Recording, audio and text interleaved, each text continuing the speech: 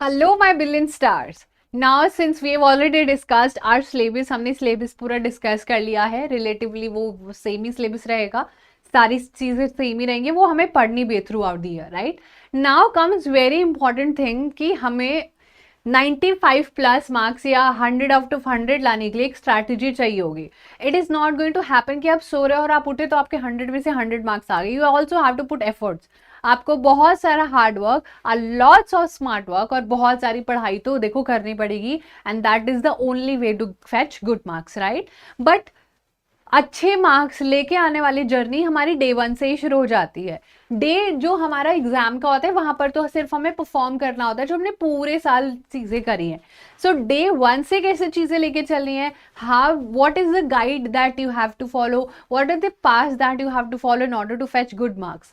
तो आज के इस वीडियो में we are going to learn about कि एसएसटी में आप कैसे अच्छा स्कोर कर सकते हो। So my name is Varsha Malik and I will be teaching SST on this channel. So stay tune for more such updates और प्लीज सब्सक्राइब कर देना कि जो भी कुछ आए तो आपको नोटिफिकेशंस आ जाए। सो सबसे पहले हम स्टार्ट करते हैं। देखो, सबसे पहले हमें इतना तो पता चल गया है कि हमें एनसीईआरटी का इतना इंपॉर्टेंस है कि कुछ रिप्लेसमेंट ही नहीं है उसका, एटलीस्ट एसएसटी में। तो बाकी में आपको बहुत सारे रेफरेंस बुक, बहुत सारे हेल्पिंग बुक्स मिल जाते हैं, बट एसएसटी में इतना कुछ है that every line is important, right. SST में हमें एनसीईआरटी को बिल्कुल एकदम 3 से 4 बार हमारे बोर्ड्स आने से पहले रिवाइज कर लेना है, राइट। सो उसमें से हमें कुछ टाइमलाइंस बनाना है। आपको पता है यूनिफिकेशन ऑफ इटली और जर्मनी है एक टॉपिक जो अभी धीरे धीरे जिसको यूज टू हो जाएंगे, उससे इतने क्वेश्चन आते हैं कि you pick any previous year question, bet 18, 19, 20, 21 या लेटेस्ट में देख लेना जो भी रिसेंटली में हुआ है फरवरी में, इतने सारे क्वेश्चन यूनिफिकेशन से ही आ जाता है। सो हम इसकी कुछ टाइमलाइंस बना के अपने डी जो हमारा वन होगा, यानी कि जिसको हम डे वन कहेंगे, तब से लेके आखिर तक हम जब बोर्ड्स दे रहे होंगे तो हम एक टाइमलाइन बना के चलेंगे। कुछ थीम्स में हमें बहुत ज्यादा फोकस करना है। फॉर एग्जाम्पल, जो हमारी पूरी नेशनलिज्म वाली थीम है, what is industrialisation, what is globalisation. पिछली बार तो ग्लोबलाइजेशन से सिर्फ ग्लोबलाइजेशन का थोड़ा ही पोर्शन आ रहा था, बट वो आ जरूर रहा था। तो यहाँ पर हमें कुछ थीम्स भी यहाँ पर पॉइंट आउट करके बाहर निकालनी होगी जो बहुत हाई वेटेज में आती है। आंसर राइटिंग के लिए आपको ऑब्वियसली यहाँ पर बहुत मेहनत करनी है। आंसर राइटिंग आपने करना है, आपने पॉइंट्स में लिखना शुरू कर लेना है। नन अदर देन कि आप लास्ट 3 महीने में सोचो कि मैं आप सीख लेता हूँ आंसर राइटिंग, सो वो बहुत ज़्यादा हो जाएगा लोड। साइंस भी पढ़ना है, मैथ्स भी करना है बहुत ज़्यादा, तो वाई नॉट जस्ट स्टार्ट कि हम शुरू से ही सारी चीज़ें करके चले। ऑब्वियसली हमें बहुत सारे शॉर्ट नोट्स बनाने हैं, फ्लो चार्ट्स बनाने हैं for quick revisions. If you are a very very smart worker कि आपको स्मार्ट वे से सारी चीज़ें लर्न हो जाती है, तो क्विक रिविजन तो आपके लिए बहुत ही हेल्पफुल होने वाला है।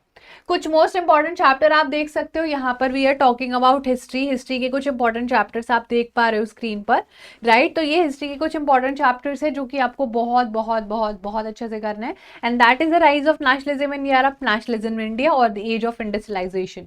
अब यहाँ पर age of industrialisation, print and culture और making of modern world, let's see, let's just wait for the official syllabus, but वो इतना ही रहेगा, 19-20 का फर्क आएगा। Whatever there is any update will let you know. Revision tip आपने करना है कि आप एक चैप्टर पर डे रिवाइज करो, कुछ समरी नोट्स बना लो और बहुत सारे प्रीवियसली जो भी पेपर में आ रहा है उसको बार बार रिवाइज करो। Revision is the key. If I keep telling you every day कि आपको पॉइंट ए से पॉइंट बी तक ये रास्ता फॉलो करके जाना है, राइट, तो आप कभी भूल पाओगे क्या वो रास्ता।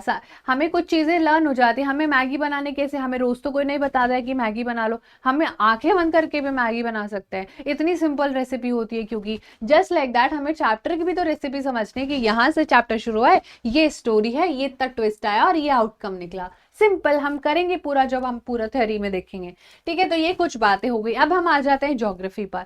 ज्योग्राफी पे हमें मैप्स पर फोकस करना, हमें कंसेप्ट समझने हैं और हमें शॉर्ट आंसर बहुत प्रैक्टिस करना है। ज्योग्राफी अल्टीमेटली बहुत ही ज्यादा चैप्टर्स है इसके अंदर, ठीक है, इसमें सबसे ज्यादा चैप्टर्स है और इससे वेटेज पे बहुत अच्छा आता है आप लोगों का। तो हमें बहुत, जैसे कि फॉर एग्जाम्पल लोकेशन हो गए, रिवर्स का क्रॉप हो गए, मिनरल्स हो गया, इंडस्ट्रीज का लोकेशन हो गया, इंपॉर्टेंस ऑफ इंडस्ट्रीज हो गए, बहुत ज्यादा रिपीटेडली पूछा जाता है।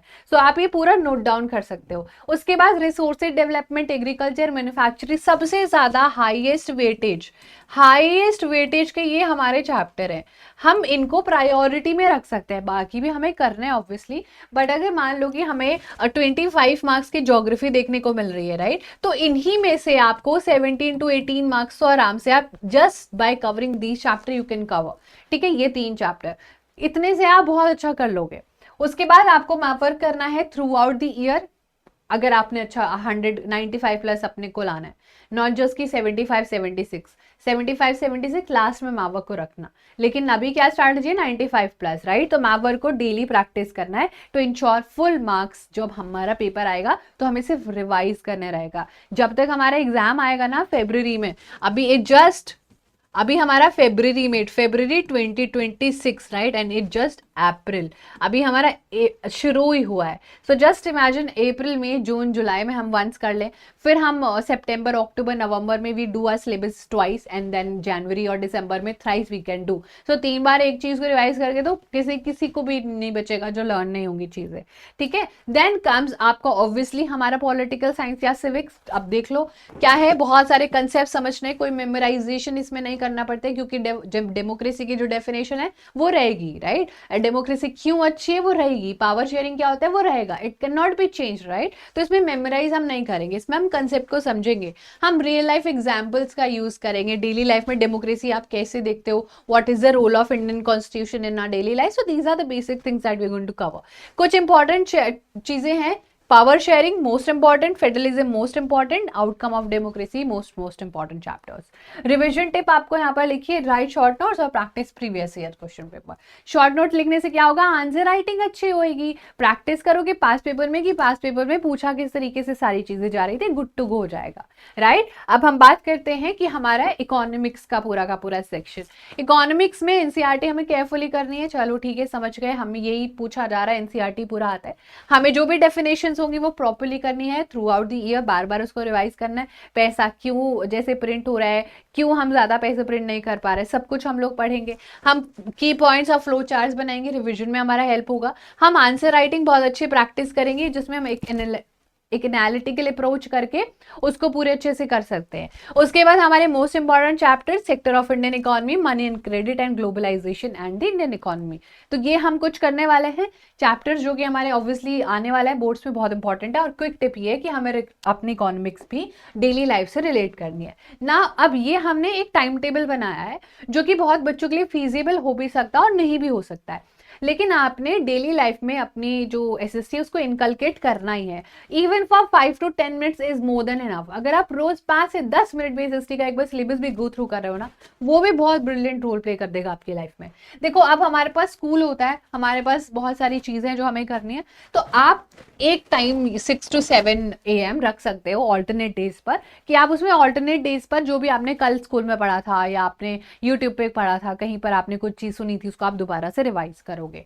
अब ये पूरा का पूरा टाइम हो सकता है ऑल्टरनेट डेज पे आप कर रहे हो, क्योंकि बाकी डेज पर आपको मैथ साइंस भी डिवाइड करनी है, तो आप दोबारा से 1.5 आवर जो है हिस्ट्री इकोनॉमिक्स के कंसेप्ट कर सकते हो।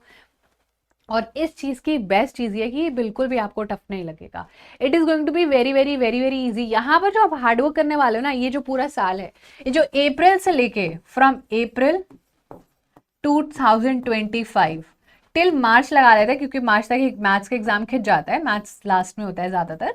मार्च 2026 ये जो पूरा टाइम है, दैट इज ऑलमोस्ट 11 मंथ्स का ये जो टाइम पीरियड है, इसमें आप जितनी मेहनत करोगे उतनी मेहनत आपकी लाइफ में आपको बहुत हेल्प करने वाली है। मार्क माय वर्ड्स, ये जो हमारा 10th क्लास का पूरा ईयर होगा, हम जितना हार्डवर्क इसमें करेंगे वो हमारी लाइफ में बहुत काम आएगा। नॉट जस्ट कि वो जो पेपर मिलता है ना, रिजल्ट का जो शीट मिलता है, जो ऑनलाइन आता है result, not just that, but later on when you look back, जब आप अपनी क्लास 10 में देखोगे कि मैंने कितनी मेहनत करी थी, आपने अपनी बॉडी को प्रिपेयर किया था हार्डवर्क के लिए, and you will thank yourself, you will thank your teacher who gave you the correct direction कि 10th में बहुत मेहनत करो, लाइफ में 10 साल बाद 5 साल बाद वो बहुत काम आता है। कोई भी हार्डवर्क कभी वेस्ट नहीं होता है, ठीक है। तो आपने बहुत ज्यादा हार्डवर्क एंड ऑब्वियसली प्लस उसके साथ स्मार्ट वर्क भी करना है, बट अपने एफर्ट्स कॉन्टिन्यूसली डालने हैं। Okay, so this is your promise to me right now कि आपने बस ये 11 महीने डट के मेहनत करनी है। रील्स तो फिर भी देख सकते हो, इंस्टाग्राम सोशल मीडिया फिर भी पूरा लाइफ पड़ा है चलाने के लिए। ओके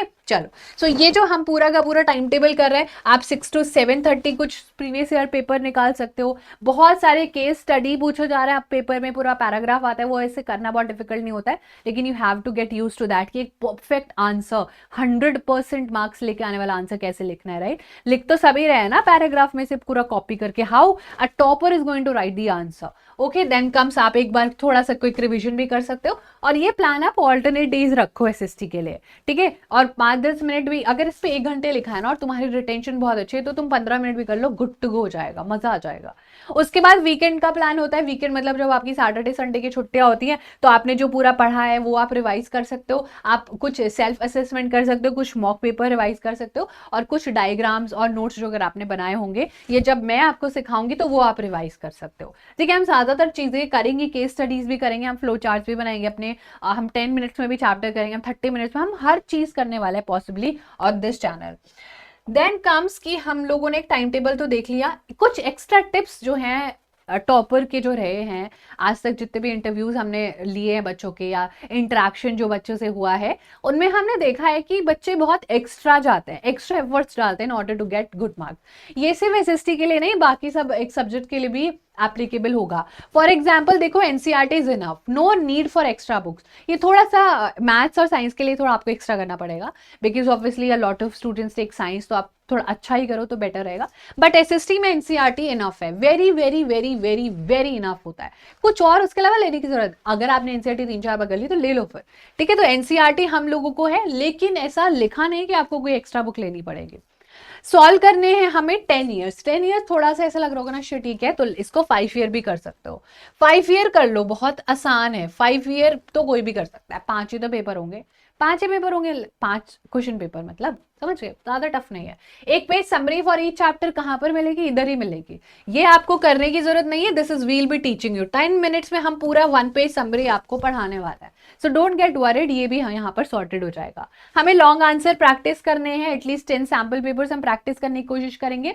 ये कैसे होगा, इवेंचुअली होगा, है ना। आप देखते हो एक बच्चा जब होता है पैदा तो वो धीरे धीरे क्रॉल करना शुरू करता है, जब वो थोड़ा बड़ा हो जाता है फिर वो चलना सीखता है, उसमें भी वो गिर जाता है बहुत बार, तो वो फिर किसी चीज का सहारा लेके ही will try to stand himself और फिर वो चलना शुरू करता है। So there is no way कि आप एकदम से बहुत परफेक्ट आंसर लिख दोगे, उसमें बहुत सारे एरर्स होंगे विच इज ऑब्वियस, है ना, वो तो बहुत ऑब्वियस हो जाता है, लेकिन एरर और परफेक्शन तभी आएगी। उसके बाद यू हैव, हम स्टिकी नोट्स थोड़ा यूज कर लेंगे, फ्लैश कार्ड इंपॉर्टेंट है। अब आपको ऐसा लगेगा मैम इतने सारे सब्जेक्ट हैं, हमें ये सब करना है, हाँ हो जाता है अगर आपने अप्रैल से पढ़ाई शुरू करी होती है। आप जून जुलाई में जाके अरे मैं वहां फ्लैश कार्ड बना लेता हूँ, नहीं, इट्स टू लेट नाउ, अभी थोड़ा स्मार्ट वर्क करने की जरूरत है। अप्रैल से ये चीजें परफेक्टली की जा सकती हैं, ठीक है। डिस्कस टॉपिक विद फ्रेंड्स, अब इसमें कुछ तो घोटाला है, जब भी हम किसी को कुछ चीज बताते हैं तो हमें वो अच्छे से याद रहती है। तो जो भी स्टोरी है, नेशनलिज्म यूरोप की हो गई, या पावर शेयरिंग कैसे की जाती है, हाउ डज फेडरलिज्म वर्क, अपने दोस्त को बताओ, अपने आसपास मम्मी पापा को भी बता दो तो वो समझेंगे, अच्छा ऐसा होता है, हाँ हाँ ठीक है मम्मी पापा बस सुन लेना, पापा बस मेरी बात सुन लो आप, तो वो आपको बहुत अच्छा रिटेंशन देने वाली है। तो ये आपको जरूर करना है। और ये टॉपर्स के पेरेंट्स जो होता है ना, उनके साथ इन्वॉल्व होके बहुत ज्यादा बात करते हैं, बेटा what did you study today, teach me that lesson, मुझे पूरा स्टोरी सुनाओ। So if your parents are also supportive like that, so उनको वो स्टोरी सुनाओ। If they are not, so bring their support in your life, उनका support जबरदस्ती ले आओ कि नहीं जब मेरा रिजल्ट आएगा तो आपका भी तो नाम रोशन होगा, अभी मुझे हेल्प करने का है तुम्हें, ठीक है। देन वी हैव कि हमें कंसिस्टेंट रहना है, इसके लिए कोई भी स्किप नहीं है, there is no skip button for this. अगर आप कंसिस्टेंट हो तो there will be a result, this is a proven fact. I tell you my story, when I was in class 10 मेरे को नया नया फोन मिला था। आई यूज्ड टू थिंक कि मैं बहुत पढ़ रही हूँ, लेकिन मैं फोन में ज्यादा और सामने मेरी बुक खुले रहती थी, तो मुझे ऐसा लगता था कि मैंने बहुत पढ़ाई कर रही है, वाह वाह वाह, ऐसा मुझे लगता था, और मेरे मार्क्स 10 में बिल्कुल अच्छे नहीं आए। So that was the biggest setback of my life. But after my 10th result, I realized कि नहीं, अब ऐसा बिल्कुल भी नहीं चलेगा। और फिर आया क्लास 11th और फिर आया class 12th, and class 12th में I was the topper of my class.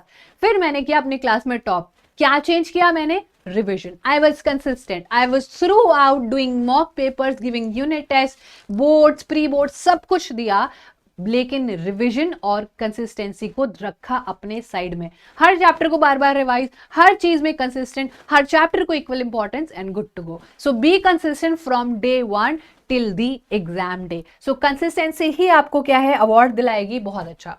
थोड़ा सा चेकलिस्ट देख लेते हैं क्या क्या हमारे पास सारी चीजें हैं। एनसीईआरटी हमारे पास फुल्ली कंप्लीटेड हो, 3 टाइम हम उसका रिवीजन कर लें in order to get 95। Past 10 years का क्वेश्चन पेपर हम सॉल्व कर सकते हैं, बिल्कुल भी डिफिकल्ट नहीं है। 1 महीने में 1 पेपर करो तब भी हो जाएगा। एटलीस्ट 5 मॉक टेस्ट करने हैं, सैम्पल पेपर मार्केट में इजीली अवेलेबल है, वेदांतो ऐप में अवेलेबल है, अनलिमिटेड स्टडी मटेरियल अवेलेबल है, डाउनलोड करके देख सकते हो। मैप वर्क डेली प्रैक्टिस करनी है, बहुत महंगे मैप वर्क नहीं आते, पेंसिल से करोगे इरेज करके दोबारा दोबारा, कहाँ है साबरमती, कहाँ है डांडी मार्च, देखना पड़ेगा। वेल स्ट्रक्चर्ड आंसर लिखना है और टाइम मैनेजमेंट प्रॉपरली करना है। These were some plus point for all of you. So this was all about कि ये पूरा का पूरा है। कंक्लूजन एक बार देख लेते हैं। कंक्लूजन में हमें क्या है, एनसीईआरटी पर फोकस करना है, आंसर पॉइंट्स में लिखने हैं, प्रीवियस ईयर पेपर सॉल्व करना है और 3 बार एटलीस्ट एग्जाम से पहले जो है रिवाइज करना है। कितना भी बोलो revision revision and revision, I did revision in my class 12th and you can see my result. Okay, I'll मतलब अभी तो यहाँ पर I'll not put my result, but when the right time will come I'll show you my result, how much I have scored by revising just 3 times. ठीक है, so this was all about the video. 95 marks का पूरा strategy, पूरा guide मैंने आपको दे दिया है, क्या क्या चीजें आपको करनी है। इसमें से कुछ चीजें ऐसी भी हो सकती है कि आपको लगे कि नहीं ये तो मैं कर लूंगा, तो आप उसको अलग से रख सकते हो।